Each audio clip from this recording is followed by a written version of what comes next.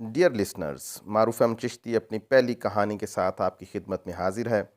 कहानी का उन्वान है मिट्ठू हमारा जिंदाबाद। पिछले साल की बात है। हाँ, गर्मियों के दिन थे। हम अम्मी के साथ एक हमसाये के घर गए। उनके यहाँ बातें करने वाला तोता था। बस जनाब, अम्मी जितनी देर चाय पीती रहीं, हम पिंजरे के इर्द गिर्द उछलते रहे। हमसाई आंटी ने हमारा शौक देखा तो बोली, बेटा अगर तुम्हें तोता इतना ही पसंद है तो साथ ले जाओ। हम तो इसकी टैं टैं से आजिज आ गए हैं। हमें और क्या चाहिए था। जल्दी से पिंजरा उठाया और घर को दौड़ लगा दी कि कहीं आंटी अपनी बात से मुकर ही न जाए। घर पहुंचे तो सब बहन भाई पिंजरे के इर्द गिर्द जमा हो गए। आप ही बोली, मियाँ मिट्ठू चूरी खाओगे? भैया बोले, मियाँ मिट्ठू चूरी खाओगे? मुन्नी आ गई। मुन्नी कहने लगी, मियाँ मिट्ठू चूरी खाओगे? इतने में मिट्ठू बोला, कमबख्तो चूरी दोगे भी या पूछते ही रहोगे? सब हक्का बक्का रह गए। हमने खूब कह लगा है। वो बड़ा ही सियाना तोता था। सिर्फ रट्टे रटाए जुमले ही नहीं बोलता था, बल्कि खुद से भी बातें बना लेता था। हमें खूब मशगला हाथ लगा। स्कूल आते जाते सोते जागते हर वक्त मिट्ठू ही ज़हन में घूमता रहता था। वह ऐसा ज़हीन तोता था, ढेर सारी नज़में उसको याद थीं, हत्ता कि पूरी नमाज तक सुना सकता था। मगर था बड़ा चालाक। जब उसका मूड ख़राब होता और हम कुछ सुनाने की फरमाइश कर देते तो फ़ौरन बहाने गढ़ लेता।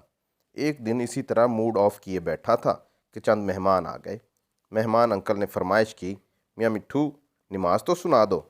मिट्ठू मूड बनाकर बोला, सॉरी मेरा वज़ू नहीं है।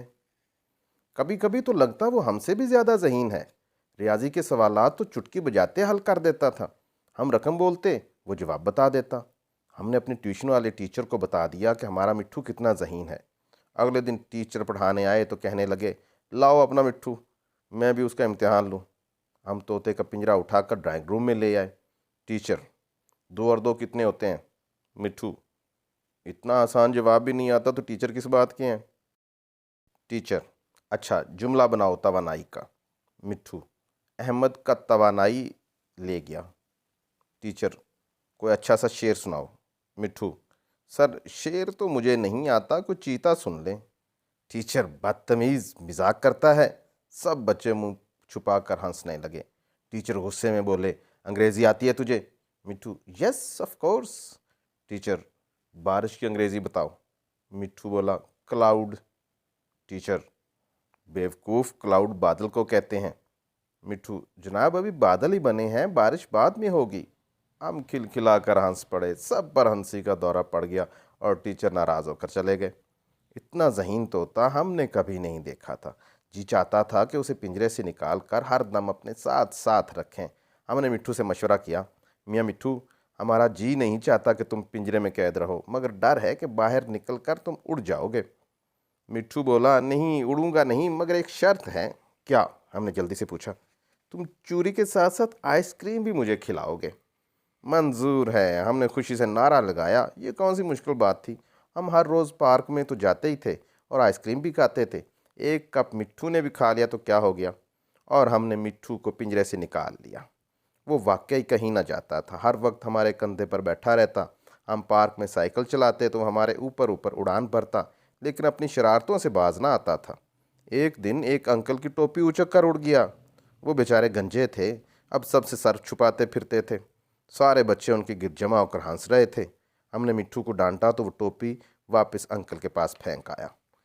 पार्क के कोने में एक शिकारी अंकल बच्चों को अपने शिकार की कहानियां सुना रहे थे। साफ पता चल रहा था कि वो लंबी लंबी छोड़ रहे हैं। मिट्ठू पास ही एक दरख्त की टहनी पर बैठा उनकी बातें सुन रहा था। शिकारी अंकल, एक दफ़ा मैं अफ्रीका के जंगलों में शेर का शिकार खेलने गया। मिट्ठू तीखी आवाज़ में बोला, झूठ। शिकारी अंकल चौंक कर बोले, कौन बोला? सब बच्चे एक दूसरे का मुंह देखने लगे। अंकल ने फिर कहानी शुरू की। जिस शेर को मैं शिकार करना चाहता था वो बेहद खूनख्वार था, मगर मैं बिल्कुल न डरा। मिट्ठू फिर तीखी आवाज़ में बोला, झूठ। शिकारी अंकल सरपटा कर बोले, कौन है ये? बच्चे हंस पड़े, मगर असल माजरा किसी की समझ में ना आया। हम भी मुँह छुपा कर हंस रहे थे। शिकारी अंकल, खैर मैं जंगल में जा रहा था कि अचानक शेर ने मुझ पर हमला कर दिया। मैंने जल्दी से पलटी खाई और बंदूक के एक ही फायर से शेर का काम तमाम कर दिया। मिट्ठू नहायत तीखी आवाज में बोला, सफेद झूठ। शिकारी अंकल दाड़े, कौन बोला? भाग जाओ, मैं नहीं सुनाता कहानी। और वह अपनी शिकारी टोपी बगल में दबाए पार्क से बाहर चले गए। एक बुजुर्गवार चंद बच्चों को अपने बचपन की कोई बात सुना रहे थे। उन्होंने कहा, ये उस वक्त की बात है जब मैं छोटा सा था। मेरा मतलब है बहुत ही छोटा था, यानी कि नहायत ही छोटा था। मिट्ठू तंग आकर बोला, फिर तो उस वक्त आप 1 इंच के ही होंगे। वो बुजुर्गवार भी नाराज होकर उठ गए। एक रोज हमारे क्लास का टेस्ट था, मगर मिट्ठू के ध्यान में टेस्ट की तैयारी करना याद ही ना रहा। रात को याद आया तो जान पर बन गई। सोचा अब क्या होगा, हम तो हर टेस्ट में सबसे ज्यादा नंबर लेने वाले स्टूडेंट हैं। मगर अब वक्त नहीं था। अचानक एक ख्याल सूझा। हम अंग्रेजी की ग्रामर और मिट्ठू को लेकर अलग कमरे में जा बैठे और मिट्ठू से बोले, मियाँ मिट्ठू, प्लीज़ हमारे लिए एक काम कर दो। कल हमारा टेस्ट है, हम तुम्हें एक सबक पढ़कर सुनाते हैं, तुम वो याद कर लो, कल हमें लिखा देना। और बाकी बात भी उसको समझाकर सुकून से सो गए। अगले रोज़ हम क्लासरूम में टेस्ट लिख रहे थे और मिट्ठू खिड़की के पास दरख्त पर बैठा हमें लिखा रहा था। वो एक जुमला गाता और हम लिख लेते, किसी को शक भी ना हुआ। अगली सुबह मैम ने टेस्ट वापस किए तो हमारे पहले से भी ज़्यादा नंबर आए। मैम ने हमें शाबाश दी और पूरी क्लास को हमारी तरह मेहनत करने की तलकीन की। हम दिल ही दिल में खुश हो रहे थे कि मौजें हो गईं। होमवर्क में सिर्फ लिखने का काम करना पड़ेगा, याद करने का काम मिट्ठू खुद कर लेगा। अम्मी जान हमें मिट्ठू के साथ खेलते देखकर फ़ौरन पढ़ाई की ताकीद किया करती थी, मगर अब टेस्टों के नंबर देखकर खुश थीं कि हमारा बेटा खेल के साथ साथ पढ़ाई पर भी तवज्जो दे रहा है। होते होते दिसंबर टेस्ट सर पर आ गए, मगर हम बेफिक्र रहे। मिट्ठू जो था पेपर हल कराने को, लेकिन उस वक्त हमारे हाथ पांव फूल गए जब इम्तिहान के आगाज़ से एक दिन पहले मिट्ठू ने हमें साफ जवाब दे दिया। कहने लगा, ना बाबा ना, एक आध चीज़ याद करनी हो तो कर लूँ, इतने सारे पेपर तैयार नहीं होते मुझसे, खुद ही करो। ये सुनकर हम धक से रह गए। आंखों के आगे अंधेरा छा गया और दिल डूबता हुआ महसूस हुआ। मजबूरन किताबें खोलनी पड़ी। एक लफ्ज़ तक समझ में ना आता था। जैसे तैसे पेपर दे दिए। साफ जाहिर है जो बोया था वही काटना था। नतीजतन हम बुरी तरह फेल हो गए। जिस तरह मिट्ठू के जवाब पर हम हैरान हुए थे, इसी तरह हमारे रिजल्ट पर सब हैरान हो रहे थे। हमने रोना शुरू कर दिया। धोखा हुआ है हमारे साथ, हमारे नंबर ठीक नहीं लगे, टीचर ने पेपर गुम कर दिए होंगे। और फिर दाड़े मार मार कर रोना शुरू कर दिया। दिल बहुत गमगीन था और हम हकीकत में रो रहे थे, कोई दिखावा नहीं था। मगर अफसोस दरअसल इस बात का था कि हमने अपने पाँव पर खुद कुल्हाड़ी क्यों मार ली, क्यों इतना वक्त ज़ाया कर दिया। जो काम हम खुद कर सकते थे वो दूसरे पर छोड़ दिया। और सबसे बड़ा गम ये था कि सालाना इम्तिहानात तक इतनी तैयारी कैसे हो सकेगी कि गुज़श्ता सालों की तरह पहली पोजीशन हासिल कर लें। लेकिन घर वाले समझ रहे थे कि हम फेल होने पर रो रहे हैं, इसलिए खूब दिलासे दे रहे थे। मगर मिट्ठू ने हमें बिल्कुल दिलासा नहीं दिया, बल्कि उल्टा झिड़कना शुरू कर दिया। बिलाल भाई, मुझे क्या खबर थी कि आपने तैयारी बिल्कुल नहीं की और हर काम मुझ पर छोड़ रखा है। अगर मुझे पहले से इल्म होता तो मैं आपको टेस्ट कभी ना लिखवाता। आप तो बहुत ही कामचोर निकले। ऐसे निकम्मे दोस्त की मुझे हरगिज़ ज़रूरत नहीं है। देखिए, मैं एक तोता होकर वो काम भी करता हूँ जो मेरे करने के नहीं है, मगर आप तो अपना काम भी नहीं कर सकते।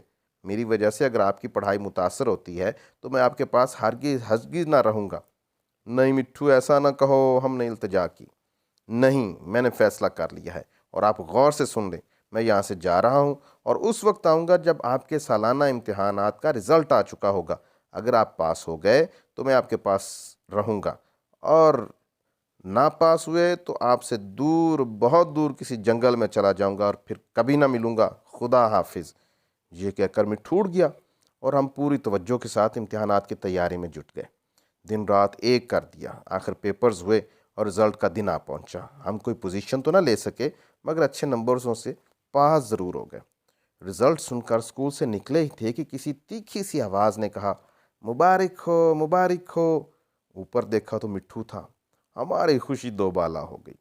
शुक्र है मिट्ठू, तुम आ गए, आज मैं बेहद खुश हूँ। मिट्ठू बोला, और मैं भी बहुत खुश हूँ। हम बातें करते घर पहुँच गए। पास होने की खुशी में सबको मिठाई खिलाई। मिट्ठू को अम्मी ने चूरी बना कर दी। आइसक्रीम भी साथ थी। मिट्ठू ने आइसक्रीम खाई और परों से चूंच पूंछते हुए बोला, अच्छा बिलाल भाई, अब मैं चलता हूँ। क्या मतलब मिट्ठू, अब तो मैं पास हो गया हूँ? हमने हैरान होकर कहा। जी हाँ, इसीलिए तो जा रहा हूँ। अगर मैं साथ रहा तो आप फिर फेल हो जाएंगे, जबकि मैं चाहता हूँ कि आप सिर्फ पास ही ना हो बल्कि पहली पोजीशन हासिल करें। मगर मिट्ठू, हम रूहान से हो गए। भाई, मिट्ठू बोला, आप परेशान ना हो, मैं हमेशा के लिए नहीं जा रहा हूँ। अब मैं हर इतवार को आया करूँगा, पूरा दिन खेला करेंगे, बाकी दिनों में आप खूब पढ़ना। ये ठीक है, हम भी राज़ी हो गए। मज़े की बात यह है कि पूरा 1 साल हो चला है, मिट्ठू अब भी हर इतवार को मेरे साथ खेलने आता है, मगर इसके लिए हमें क्लास के हर टेस्ट में पहली पोजीशन लेनी पड़ती है। जिस टेस्ट में पहली पोजीशन ना आए, मिट्ठू नाराज़ होकर चला जाता है और एक इतवार छोड़ कर आता है। उसकी अब भी वही शरारतें हैं, पार्क में लोगों से खूब हंसी मजाक करता है। मिट्ठू हमारा जिंदाबाद।